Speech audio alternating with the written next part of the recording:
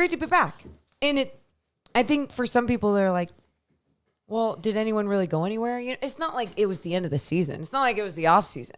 But it did feel like a long break in a very good way. A good break to allow guys to recover and feel good. So then they could start off post All-Star break with a W. Yeah, but of course, the Kings don't make it easy. And the Spurs tonight, if you had never watched them play this year, you would not have looked at them as a team that's, 11 and 42 after tonight? Is that their record after tonight, Morgan? I don't know. I mean, I knew that they were 11 and 45 after tonight. If you watch them, you're like, man, this team plays hard. They're scrappy. It was much closer than I thought. And I felt like the Kings had so many opportunities in the third quarter. They get the lead to 9. You're like, okay, this is when they take off. The Spurs would answer. The Kings with turnovers or some bad shots. Same thing in the fourth. Oh, Kings are going to get separation. Spurs kept coming at Sacramento. This Spurs team, I think, poses a lot of problems to the Kings because they've got length everywhere. And you think, oh, what, you mean Victor? No, it's everywhere on the floor. It seems like they have length, and the Kings really, I thought, struggled with it at times tonight. And this is something that has been a problem before. And against the Pelicans, against the Clippers, and then tonight against San Antonio. There's just some of these matchups that don't do well for the Sacramento Kings. But what was nice to see is that they found adjustments and ways through it, in ways to fight through and get the W. But you're exactly right. I think when you look around the league and you see the length around the league and you're just seeing the way that organizations are going with some of these players and these body types, not everyone's going to find a Victor Wembanyama, but like you said, that's not like it's just him that has that type of length on this roster. And so, looking ahead in where the NBA is kind of going, sure, make sure that you're looking at that going forward, whether it's in the draft or just players that you're looking at to trade for in free agency, wherever. I think you're exactly right, Deuce. You got to make sure you're able to match up with some of these lengthier teams. What's your biggest takeaway from watching this game tonight against San Antonio? Oh, well, I loved how intense the Kings came out. They tried setting the tone, especially defensively. And where I think I'm really eyeing things on with this observation would be Sabonis, Victor Wembanyama. And I thought the way that Sabonis went up against him, vertical, strong, going through his chest, doing all the things that I would have asked him to do before a game or in a game preview, being like, this is what needs to happen, but you just don't think is going to happen the whole game. I thought he did a phenomenal job to start the game to set the tone. Yeah, and then the Kings gave up 4 of 6 from downtown in that first quarter. And you're going, wait, the team that's last in three-point shooting is going to knock down all these threes tonight. They ended up going cold in the second and third quarter, but in the fourth quarter, the Spurs go 5 of 10 from 3. Finished tonight 11 of 25, 44% from beyond the arc. Nuts. They're dead last in three-point shooting. The Kings, of course, they have another night where they allow a team to shoot 40+% from 3. The good news is the Spurs don't take a shit ton of them, so it didn't destroy Sacramento tonight. But I want to hit what you were just talking about. Thank you. Yeah, with Victor. Well, because you were setting the tone defensively. I'm like, well, yes, but we can talk about the tone. Obviously, was on a roller coaster this game. But you asked me what stood out to me, and that Sabonis on Victor early. Thank you. In the first matchup, and I went back and watched some of it this morning, getting ready for this game. Harrison Barnes started on Victor in that first game in San Antonio that the Kings won. And it was similar in a way. The Spurs kind of hung around, but the Spurs got off to like a huge start in that game. They were up 23-5. Kings ended up rallying and winning the game. But they threw HB on him. They threw Keegan on him. JaVale McGee was on him in that first matchup. And I was very curious to see what Brown was going to do today, because the big difference is when they first played, the Spurs started Zach Collins and Victor up front. Mm-hmm. Collins is coming off the bench.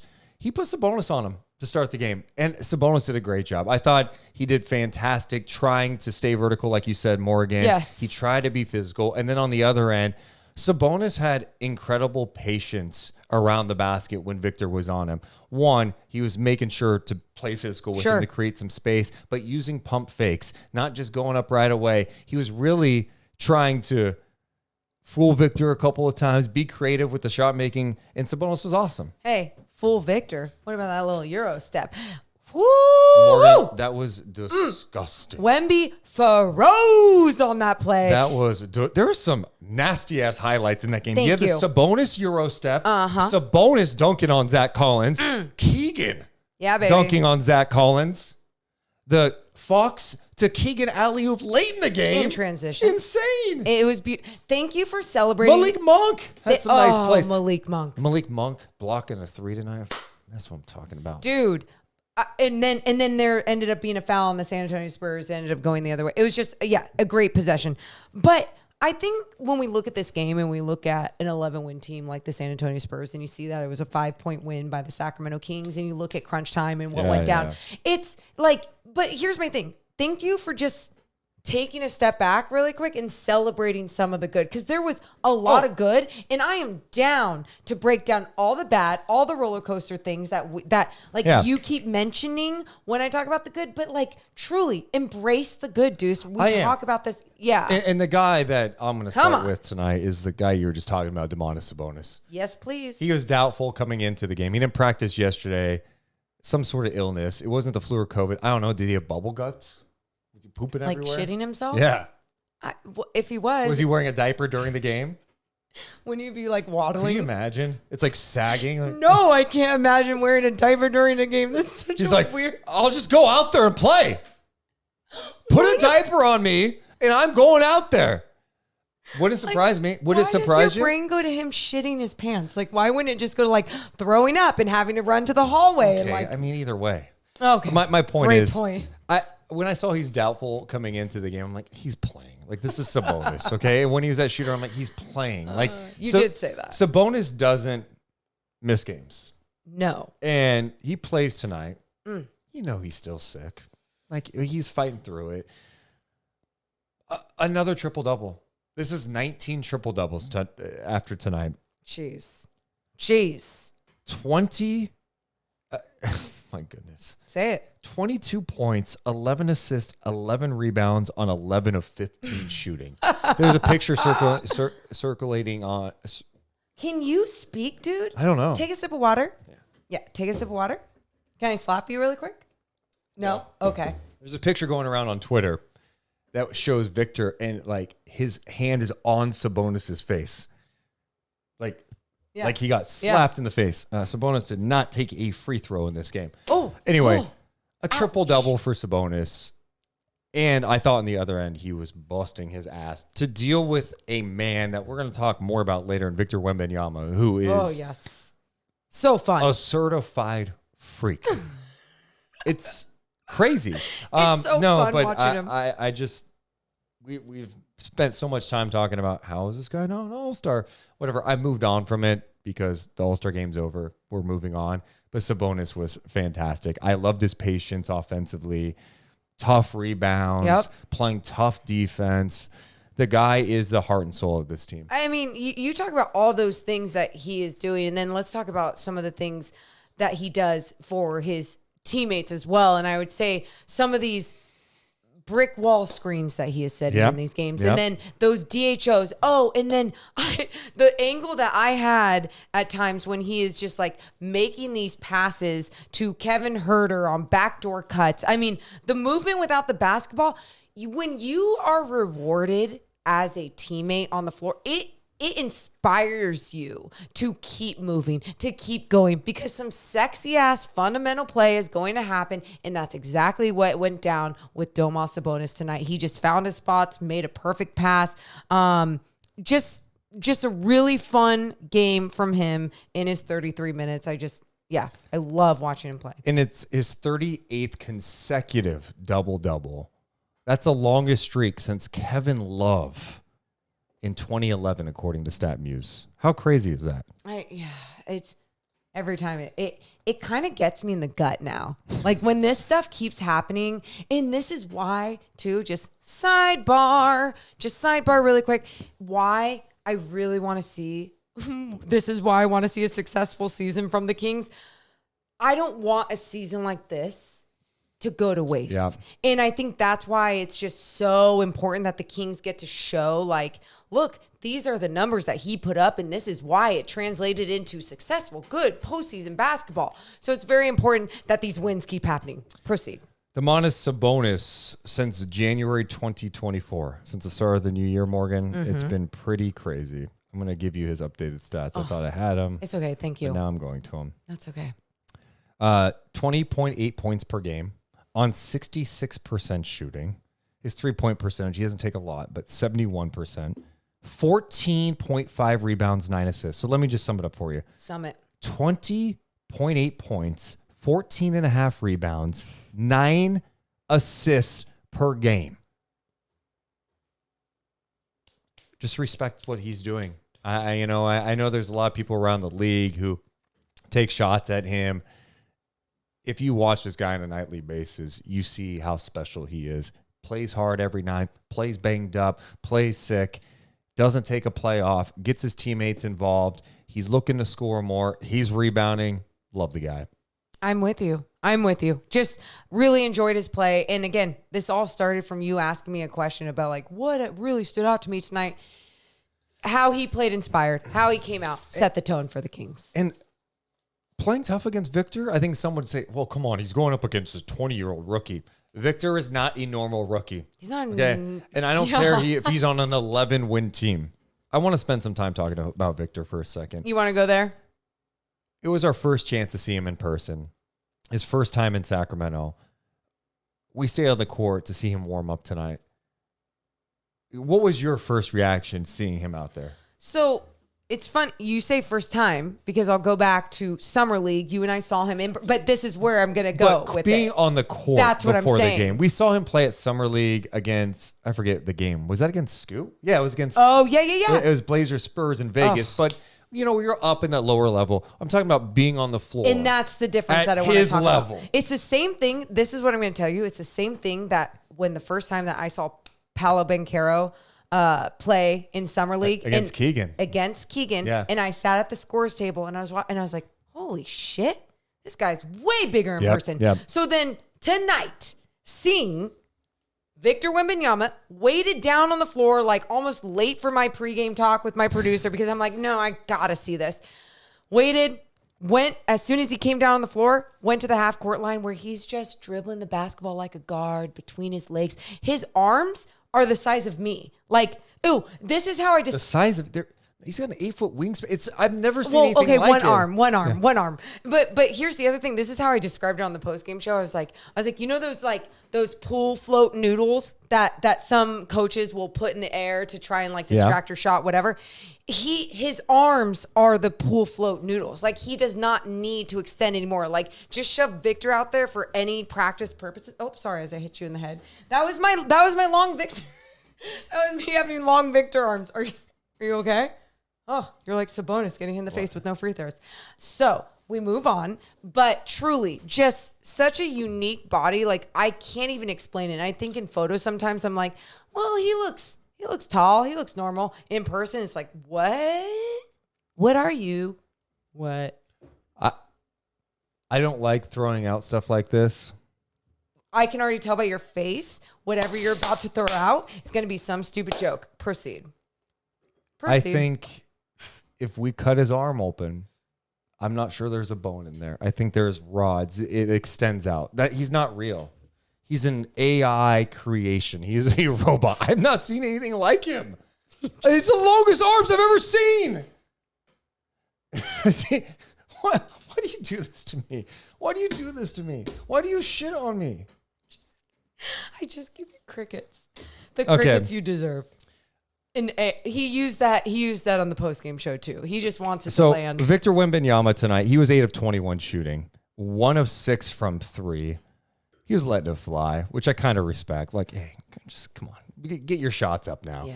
But he finished with 19 points. He had 13 rebounds. But check this out: 5 steals, 5 blocks. It's his 5 steals and 5. Okay, here's a good example. Just really quick. Remember going back to 7-footers in the league and they move slow and they get a block or two just because they're so long and they actually come down like this and then it ends up being like, a free throw for somebody else, whatever. Victor is so coordinated, and when it comes to his blocks and his steals and the way that he gets the basketball and he achieves these things, it's beautiful basketball. And that's why, again, so glad that his team is a losing team right now, because it makes me appreciate. Don't get used to it. Exactly. But it makes me appreciate him even more and being able to be like, oh man, I'm witnessing greatness, something historic, something so unique. But then when he starts winning, it's not going to be love anymore. I just don't know what the league is going to do with him long term, because he is a rookie. He is 20 years old, and what he is able to do on both ends. He has been shooting the three better coming into tonight. I think he was shooting 40% from three over the last 10 games. So his ability to hit like step back threes, put the ball on the floor, he's just an instant threat around the basket, not only as a lob threat, but I mean, he could just reach out and tip balls in that no one else can get to. I mean, the first play of the game tonight, he's got the ball, crosses up Sabonis. Off the dribble, Sabonis recovers, blocks the shot, but it was just incredible to see a player his size do that. And you go, that stat line is going to become commonplace. This guy had a triple-double last week where it was a triple-double because he had 10 blocks in a game. Yes. His length makes you think, and you could tell the Kings were thinking a lot tonight, especially with him or just around the basket, because it's not just like, oh, he can camp in there. He's able to recover because he can move and alter shots. Who it was guarding De'Aaron at this moment, but De'Aaron had this nice freaking drive, and Wemby is coming over, and I'm like, oh, he's blocking this just from extending his arm.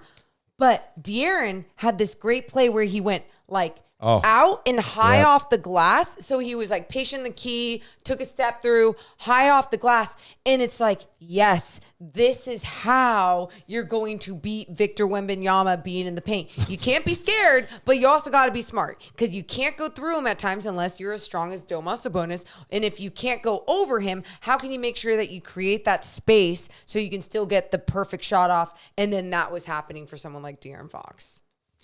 Special. He did that, by the way, in 31 minutes. Sabonis, we should know, too. His triple-double, 22, 11, and 11, came in 33 minutes in the game. He also had that block shot in the game. That one was when he got Victor. So good stuff from Domantas Sabonis. And the Kings won the jump ball, as someone in the chat mentioned. Who was it? I missed it. But that was like one of the most shocking things. I'm like, how'd the Kings win the jump ball? So we talk about Sabonis. We talk about Victor. De'Aaron Fox tonight, Morgan Reagan. He followed up his last two games where he combined for 70 points against the Suns and the Nuggets with a 28-point performance. 11 of those points came in the final quarter. He made some big plays down the stretch. Hit the big three to put the Kings up and made a hell of a defensive play late on a Devin Vassell drive. His reach over and knock that ball away, strip it clean. He finished with 28 points, 9 assists, 2 steals, 5 rebounds tonight. His defensive effort, I felt like led to him playing even better basketball on the offensive end. And especially there in the fourth, like we already know, he was clutch player of the year last year. What is he going to do this year? I mean, you've seen from the start of the season, great shit. Then he had that slump in January, right? And now you're looking at this time and it was like, okay, a little up and down as he banged up. We talked about his shoulder the other day, all these different things. And I just love when he is there for his team in the fourth. And I'm not just talking about on the offensive end and being able to be clutch. I'm talking about the way that he gets up and guys, he makes big defensive plays. That strip on Vassell led to him having a nice little jumper on the other end and doing what he needed to do, getting into the paint. So again, De'Aaron Fox playing with so much confidence, but just under control and locked in. Yeah, he was spectacular to close. I think there are some other things defensively. I thought the Kings, can we just keep the ball in front of us? Can we just not get blown by? Because that kills you. The points in the paint were bad. I'd like some more Yeah. consistent on-ball pressure. That's even with De'Aaron Fox, too, because when he is locked in, it looks really nice, and he came up big down the stretch for the Sacramento Kings. Love the 9 assists. He had a couple of brilliant plays. One, the rebound, Herter got it to Fox, and Fox throwing the lob to Keegan Murray was spectacular. But there was another play that was a little two-man game action between Fox and Sabonis where De'Aaron threw a brilliant pass to Sabonis, who dunked it on Collins.